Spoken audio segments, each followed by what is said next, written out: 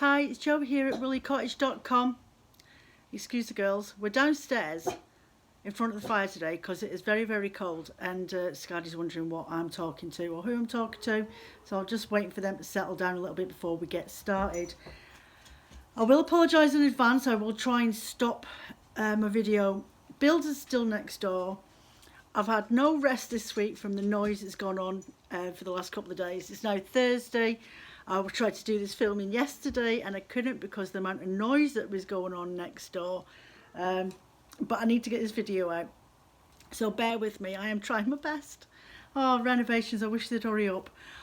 So today is part 7 of Back to Basics videos that I've been creating over the last 2 months now, because every fortnight I do these videos.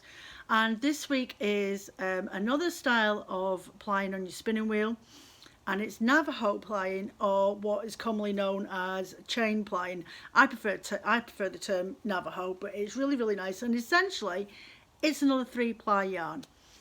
The best thing about this technique is that if you're using rovings or even bats that have a rainbow effect on the way that they've been dyed, i.e. colour sections, that if you were plying up, so you've got this one's slightly different, it is transitional colourways, and here's another one exactly the same with the transitional colourways all the way through.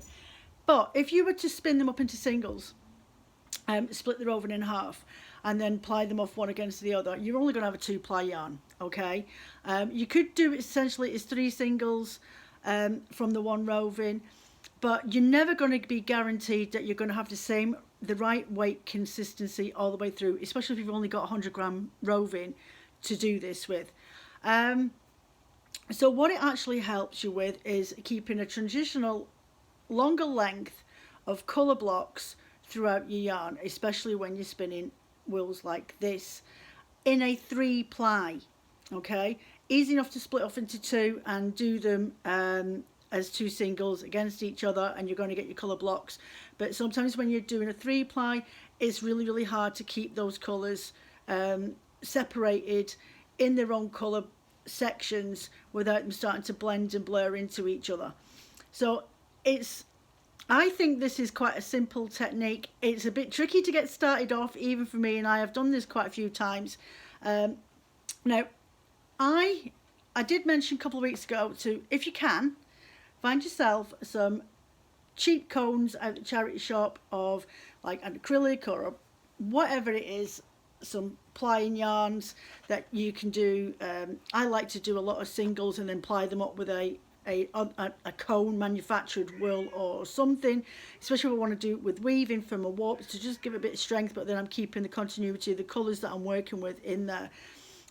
There's also a very thin weaving yarn that I've got up the stairs. It is a 100% wool, but it's so thin you always feel like it's going to snap if I'm going to use it for warping, so I like to use this effect on that as well.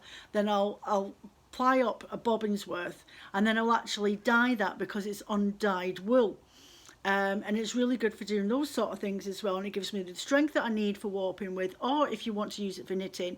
But then I can actually do my dyeing effects, my speckling, or whatever it is that I want for my warp or my knitting when I'm working with it, especially, as I say, if it's a very, very thin lace weight or machine knitting wool.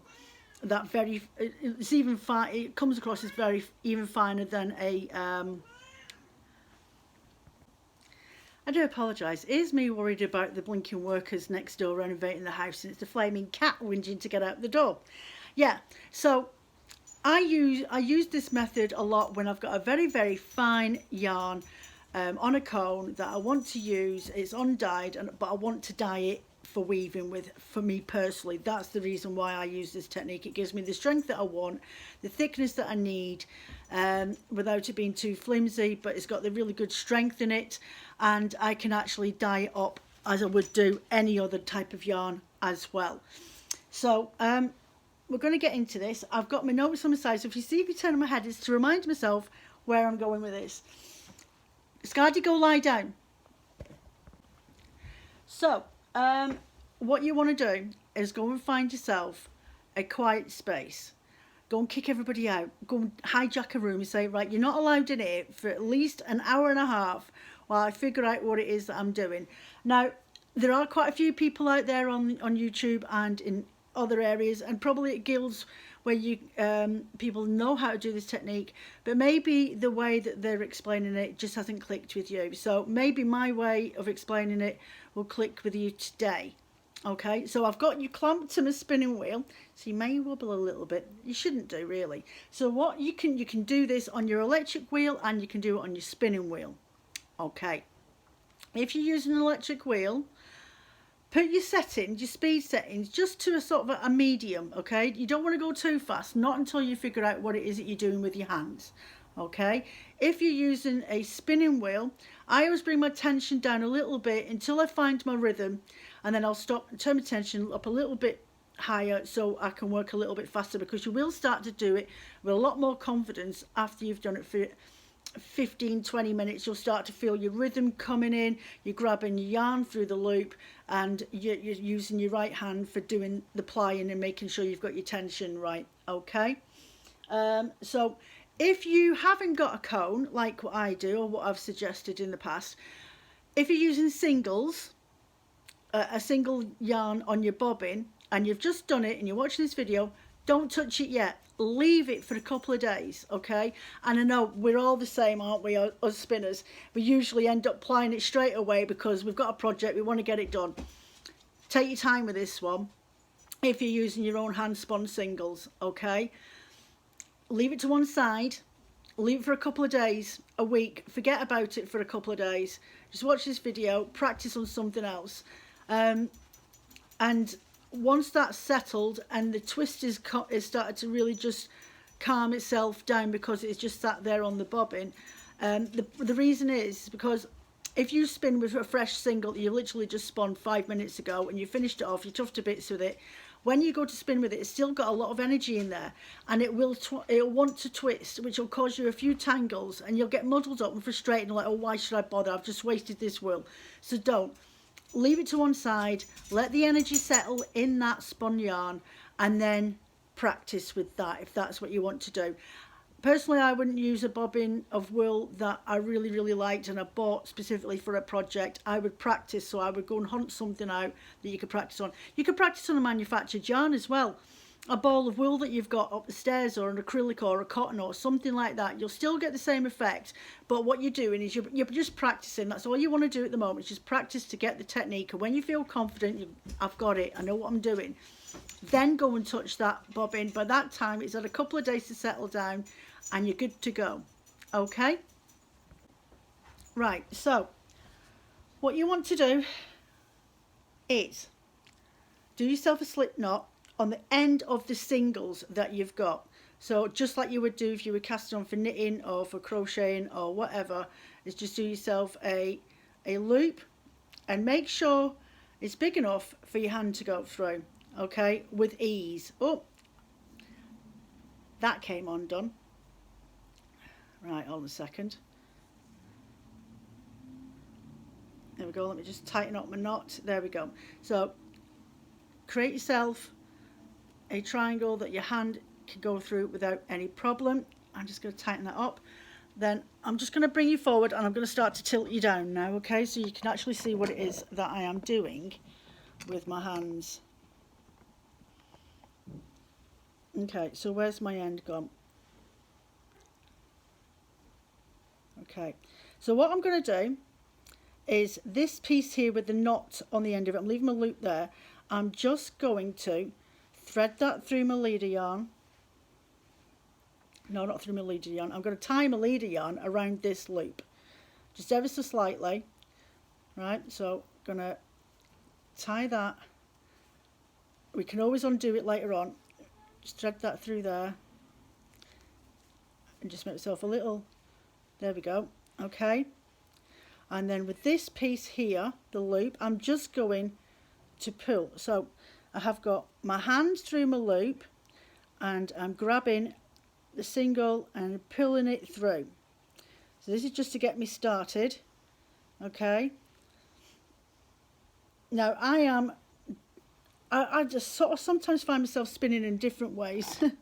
Okay, on a second, I'll just try and get you pulled back. It just takes a few minutes for me to get myself started. So I'm going to start my wheel. I'm going to loosen my tension a little bit on my wheel, so like I don't feel like I'm fighting with it. So I'm just going to twist this around. Right, you will. Do you know, I feel like I need to put my cone on the floor on the other side of me.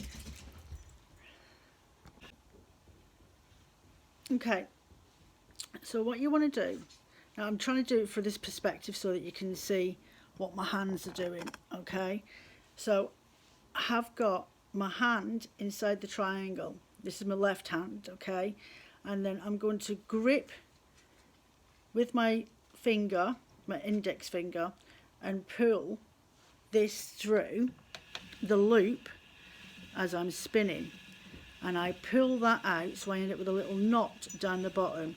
And I do the same thing. I come forward, I pull out my thread through the triangle, and I create another loop in my hand. And I just keep doing it, and I've got this little loop here, let go.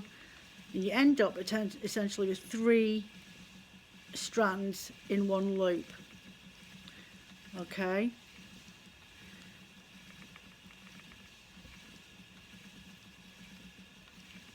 So pull that through this triangle, pull that out, let that go. Come back in, grab the strand of silver, single, sorry, pull it back and let go. We'll do it again. Hand in, pull that through and let it go. I'm not worrying about the tension at the moment, I'm just trying to get the rhythm going. Okay, so let that go. And let that go. And let that go. And just let it go. So you've got 1, 2, 3 strands, and then it closes up together, and you end up with a join. Okay.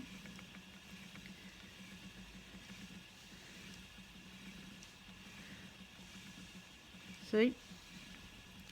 So loop, pull through, let go, and go. Loop, pull through, and let go. Loop, pull, let go, join. Loop, pull, let go, loop, pull, and it becomes just a motion that you do, so it becomes quicker. So you're pulling back, let that close, hands in the triangle, pull the thread through my finger, make another loop and let that go. Go forward, pull through, 3 strands and a loop and back. Put your hand in, pull it through, make another loop, let go. Hand in, pull the strand through, make another loop and let go. Okay, and that's it. That is genuinely it. And before you know it, you're doing it faster and faster and making larger loops. Now, I will put you on another angle in a minute, and I will show you how I place my hands to make sure that I have got a tension. Now, you can do shorter loops if it makes it more comfortable for you. Okay, little loops just to get in your rhythm, but what you get is more joins.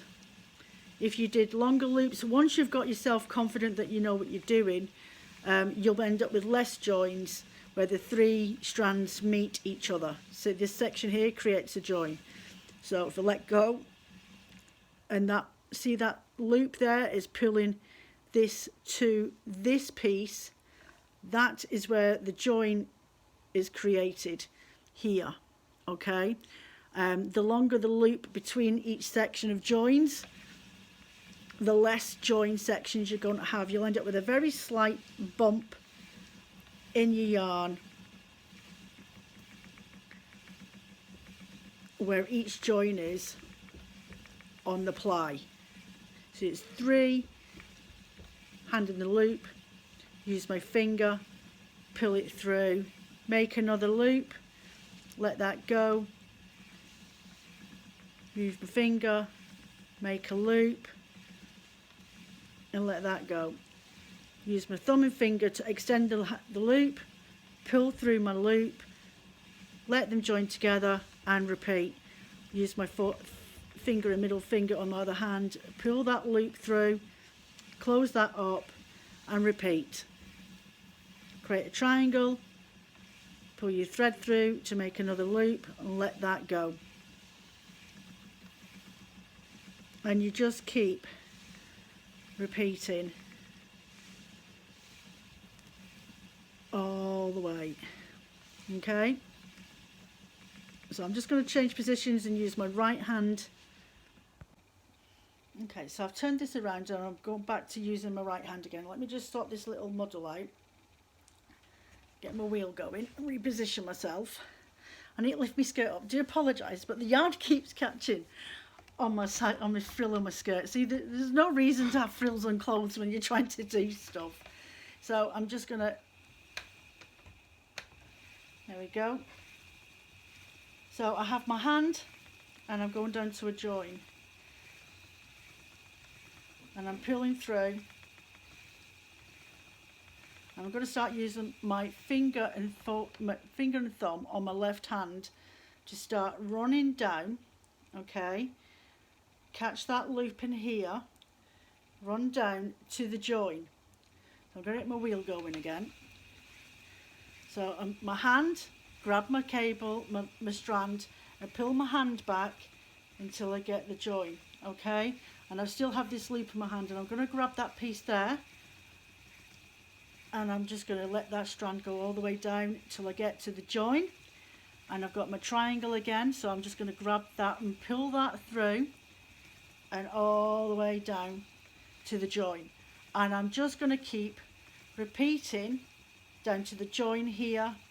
I have a massive piece here and I'm going to go long and keep going and keep going. And I've just gone past the join and I've got the loop in my hand here. And I'm going to catch that single and pull it through. Here's the triangle. Can you see it in my hand? I'm just going to pull that through. And if you keep it loose enough, your yarn will just come through for you to create more length. As you go down, there's the join here. And go down, create a smaller loop for you to see, and pull my hand back over my join. I've got my hand here with my triangle and I'm going to keep on going. There's my join. And the best thing about doing it this method is I'm just going to pull it again before I get to my join. Okay, before I get to my join, which is here, can you see that there? There's like a tangle of fibres. Because that's still loose, I can still pull and extend that yarn, that triangle that's in my right hand or my left hand, and keep going. And then I'm end up with a smaller triangle, but a longer gap between the joins. So I'm going to do that again. So my hand's here with my triangle. I'm going to go all the way down to where it gathers in my hand, and you'll see that yourself.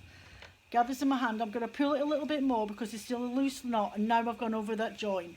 So I can't extend this triangle anymore. I'm just going to go down a little bit, grab this, take this out, pull it back. Before I get to my join, I'm just going to feed it back in and pull a little bit more, and over the join I go.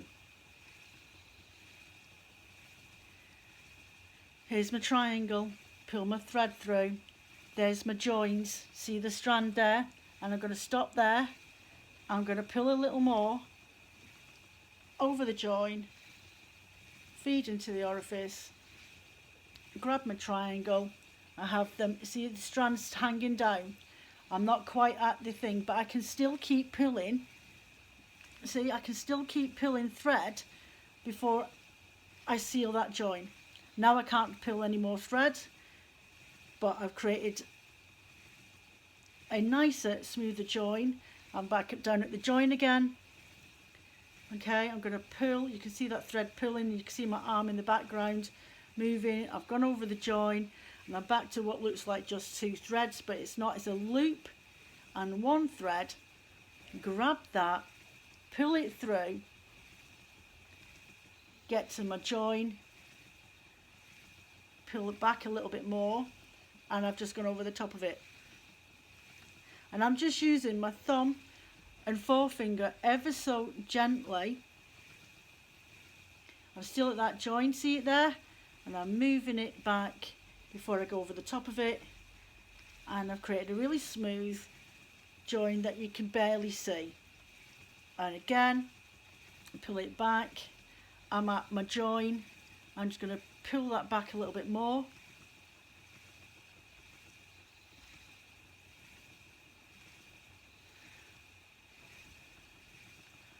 I'm going to pull. I'm nearly at the join. You can see it's still there. I'm just going to pull my arm a little bit back further and straight over the top of that join. A triangle, pull it back and over the join. There's my triangle, use my finger, pull my fibre back,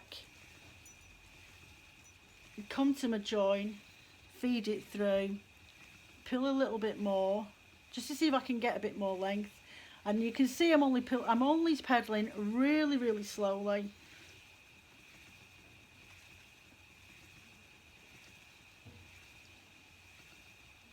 So it's this motion of triangle, grab, pull, pull, and go all the way down, and just keep feeding.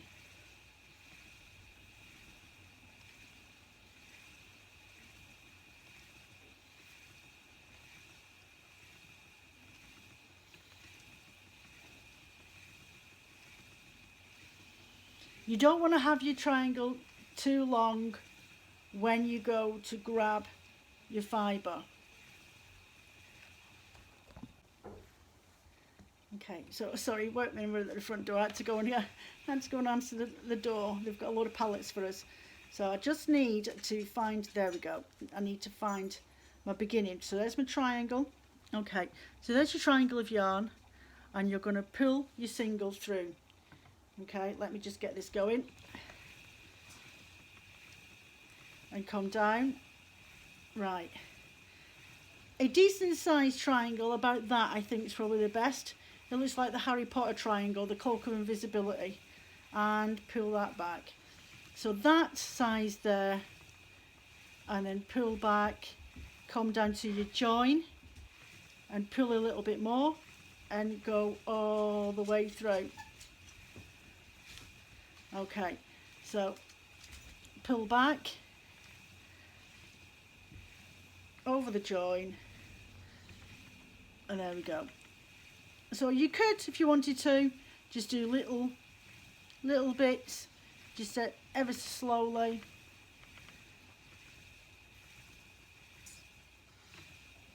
Until you get through. And it's just getting this technique right. This grabbing, the triangle, the join, the fingers. Hold on a minute, my skirt's in the way again. Let me just flounce my skirt out of the way. Okay, so give it one more go. So you start with your triangle of fibre, pull your single through, okay, until it sits comfortably in your arm. Come to the join where you can see this strand sticking down and just pull your arm back a little bit more, and then go over the join, feed, keep going down until you end up with this little triangle, okay? And do the same thing, pull it back, come down, get to the join where your fibres start to meet, pull a little bit more if you feel comfortable doing that, and then pull it back and feed onto your bobbin. Back again, pull back, go down to your join, feed and pull a little bit more, and then down, and I've got a little bit of a triangle here. There we go. Back to my triangle again. and just keep doing that, and you will get faster.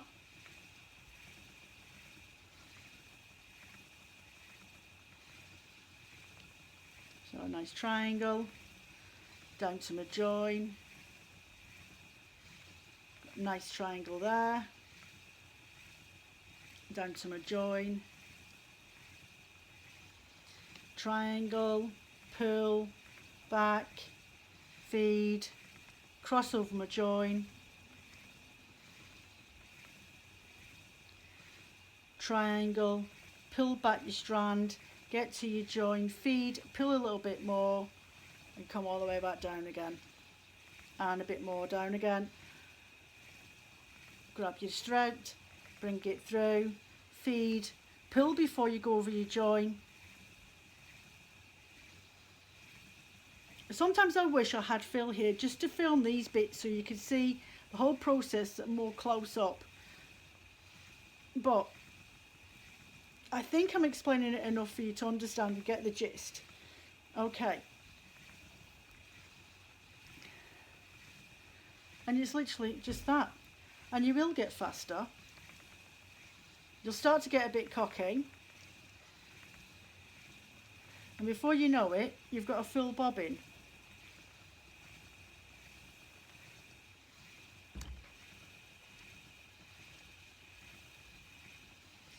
So I'm just going to quickly move you into a different position so you can see what I'm doing with this hand now that I'm feeling a lot more confident with myself, and maybe the emotion from a different angle will help you see what it is that I'm doing. Okay?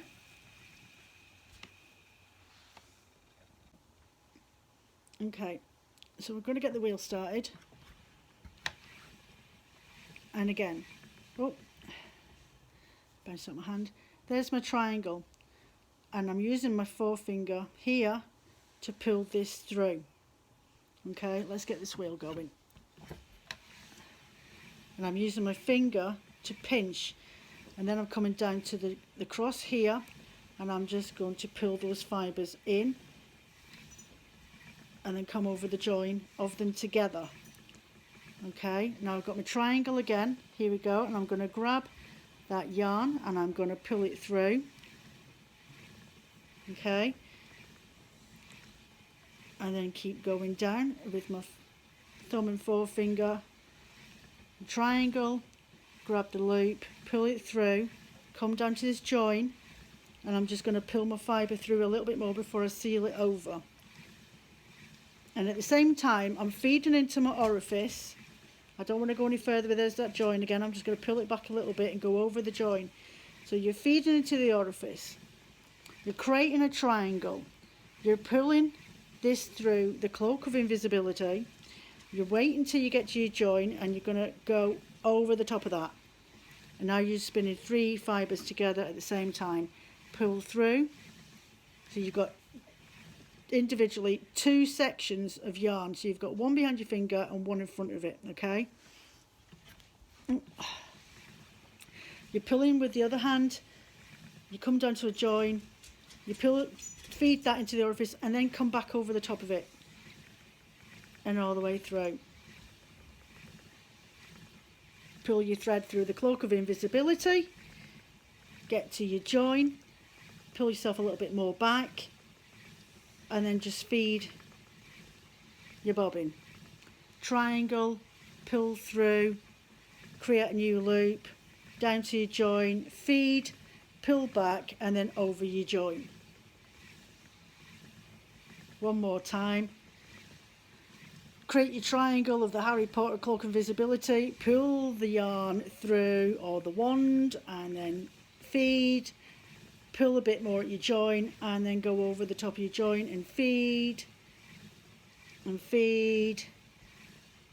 triangle, pull, down, feed, pull back, and over your join.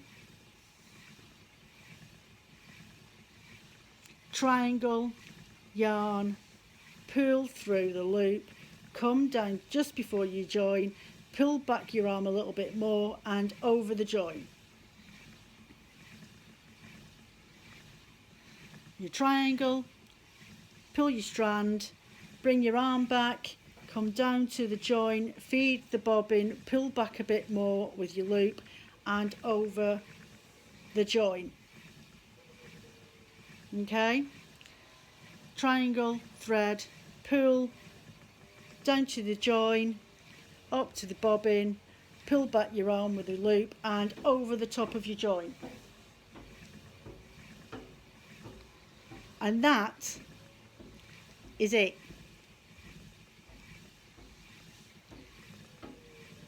If you want shorter loop, shorter bump joins, then just do shorter loops. So there to there, there to there, there to there, there to there. I personally think that that's a bit more confusing when you're starting out, but each to their own. Different little tips for helping you get further on. It just means you're going to have more join bumps in your yarn, whereas I feel that if I was to do the longer loops, I end up with a smoother transition in between the joins. Okay, I do apologise. The guy's out there bashing the cement off his cement mixer at the side of my living room window. Oh dear. Hammering. Right, I think it's time to call it quits, today's video. Oh, they promised me that today is the last day that any heavy noise would be going on. I've got another 2 months of this to go. Anyway. There we go, so that'll do for now. And I've ended up, I'll just pull some of this out. It's got a bit of energy in it, over twisting, but I'm talking at the same time. But it's gone from being that thick to that thick. Let's see if I can see the comparisons of the spinning the fibres together. So I hope you find this video useful today.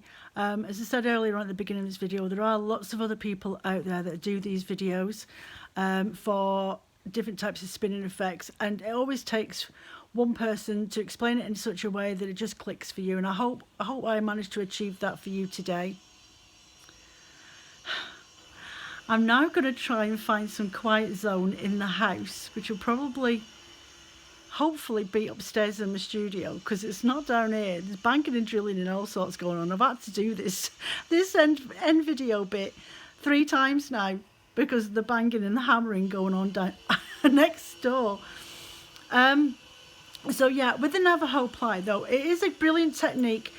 Using the type of yarn that I was using, or a very thin yarn, and then adding beads to it, and you can actually create a really gorgeous 3-ply yarn with beads or gems, little glass gems and things like that attached to it or incorporated in it for when you're knitting. If you want something that's a bit more blinged up, like a shawl or a jumper or a cardigan or something like that, or a little Blerno for going out in the evenings. These little glass beads inside of it, and it's a really great easy way to incorporate that, and I will do that when I get into a bit more about techniques and different styles of different textured yarns that you can create yourself by using beads and locks and doing art yarns and things like that. Though I'm not a professional when it comes to doing art yarns, but I do like to dabble in it, and I do give it my best to get you going. It's not something that I do a lot of unless I'm using it for my weaving, and I do sell art yarns occasionally on my website. But yeah, there's different styles that you can use, but this Navajo ply is a really good technique to have a go at. Just take your time, be patient with yourself, okay? So if you like this video, please hit that thumbs up, leave a comment down below for any suggestions for future content. I think next one I'm going to start dabbling in the drum carding side of things, so I have got lots of videos online of doing that. Any other suggestions, put them down below. I have got a little list that I'm sort of trying to stick to, but I think before we go any further on to the weaving side, I think there's still quite a few things that I could cover, maybe aspects of dyeing, getting you started on that, and carry on from there. But as I say, just give me some suggestions. Leaving comments and likes on YouTube platform helps all of us YouTubers is the word I'm trying to find. YouTubers to get found. I'm currently at 467 followers on my YouTube account. Once I get to 500, I will be doing some sort of giveaways, a thank you for everybody that supports me. So yeah, that nearer the time, and I'll let you know what it is that I'm thinking of. It's quite hard to do it when I've got people from all over the world that follow me and buy from me, support my business. So yeah, I'll leave it there. Oh, another day of this. Oh, bless me. So I'm off to go and finish off my knitting. I've got my sea glass jumper that's looking really quite cool at the moment. Look, the sea glass jumper. So I've got my sleeves to finish off, so I'm going to go off and do that somewhere once I've edited this video with some peace and quiet and this flaming dog stops clawing at me. Right, I'll catch you Saturday on Instagram for my live chat, roughly about 12:30. Next Wednesday is my YouTube live chat, and that's usually about 12:30 as well. But keep an eye out on my social media account. I always put a post if anything's cropped up and I can't make it, or if I'm going to be delayed. So with that said, take care of yourselves. Have a lovely week. Try and find some time to do some bit of fluff and a bit of self-care. It really just helps your mental state. But not when there's noise going on. So on that note, thank you very much. Behave, be good, keep safe, and if you can't, don't get caught.